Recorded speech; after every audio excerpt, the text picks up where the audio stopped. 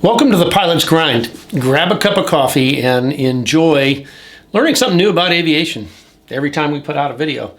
So this is the very first of probably a fairly lengthy series on using simulators, both for VFR training as well as IFR training. I happen to be sitting right now with a Noble simulator, which is built by Noble and for Cirrus, but I'm going to be working you through some different simulators that are out there, Precision Flight Controls being another one, two different models of that, and then also a Redbird.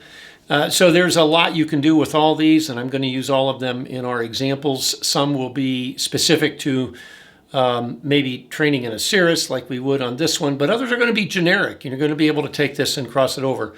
So grab a cup, sit back, and learn all the great things you can do with a simulator. Welcome, coffee drinking pilots. I am Ned Parks. After 45 years of military flying, running FBOs, flight schools, and flight instructing, I have learned about general aviation from multiple angles and have drank gallons of coffee in the process. So grind a bean, pour a cup, and learn something new about aviation. Contact Cleveland Center 134.9er. Okay, so, there's this big argument out there that, simulators are kind of okay when you're teaching instruments. You can't really teach anything VFR with them. Well, that's actually not true at all. You can teach a lot of VFR with them, with a private student, preparing them for the lesson. And for the moment, let's suspend the whole idea that, the time above 2.5 hours doesn't count towards their rating. If that's the only thing we're doing is working for somebody's rating and not really teaching them how to fly, we're really missing the boat. So I'm going to run you through a couple of VFR maneuvers here in this Cirrus simulator, but it could be any simulator as long as you've got visuals. This one happens to have 75-inch monitors, so your visuals are pretty large, which makes it a little easier. But I'm also going to show you on another one that doesn't have visuals quite this large, and you can still do the same thing.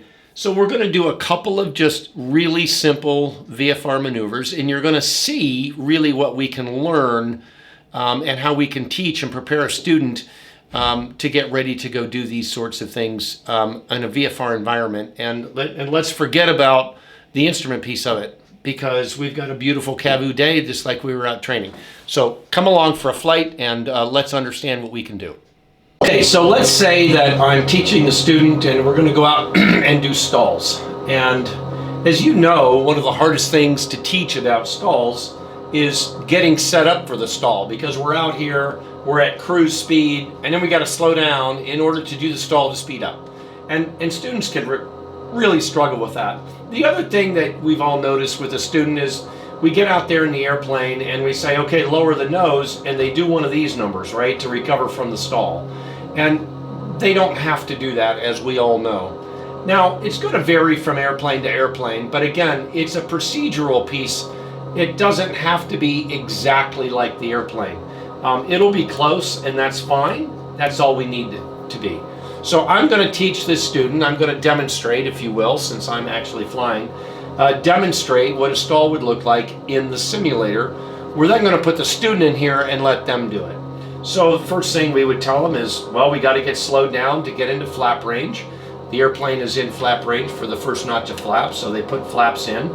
We might be able to talk to them a little bit about what's going on. Why did that nose come up when I put the flaps on?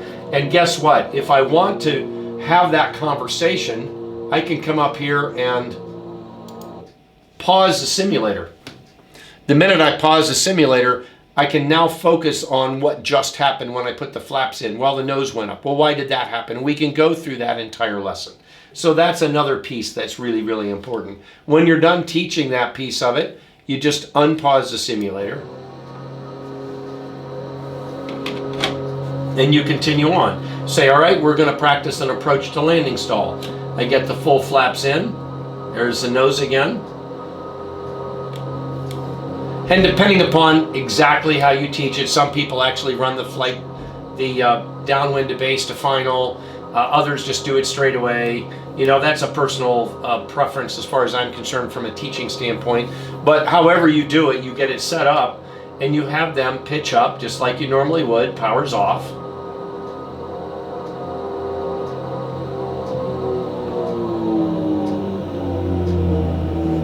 The airplane's getting mushy. They lower the nose, bring the power up, flaps up, and flaps up. Now, let's pause the simulator for a moment and have a quick conversation.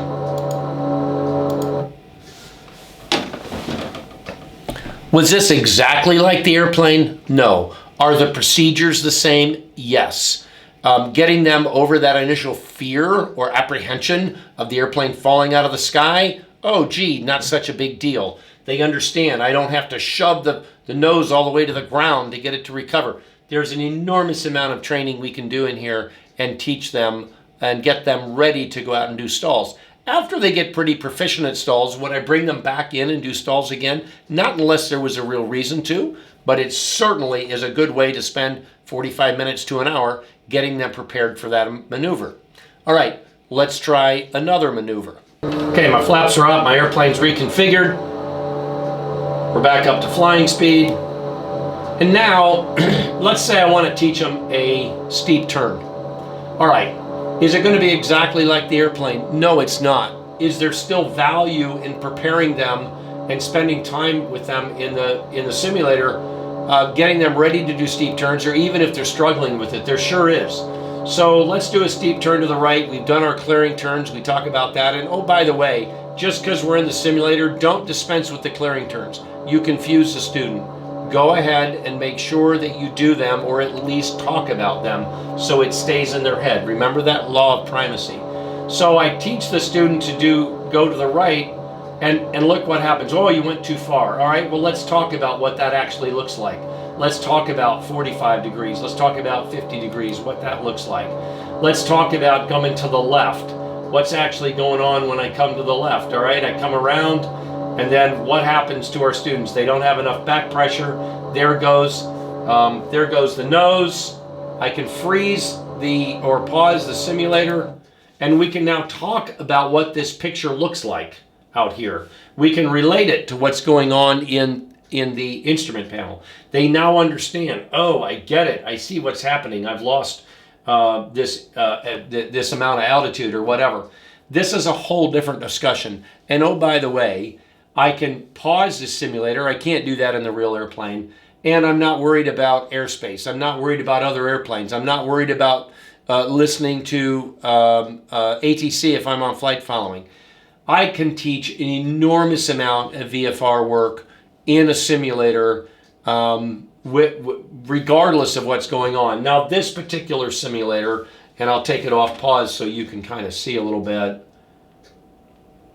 As I said before, this particular simulator's got a lot of visual going on here. It has 75-inch monitors all the way around. Many of them don't. I'll show you one that is made by a different manufacturer. This is a Noble, specifically for the Cirrus. But again, a VFR maneuver is a VFR maneuver. It kind of doesn't matter. I'll show you a precision flight controls. We can put 32 different airplanes in there and have it a lot more like what they would be used to. Well, I hope you enjoyed it. Again, this is a whole series of simulator videos and different things you can do. Hit the like button and subscribe if you would. It really helps other people find us so they can have some advantages to the program as well. Would appreciate it, and drink a cup. Talk to you later.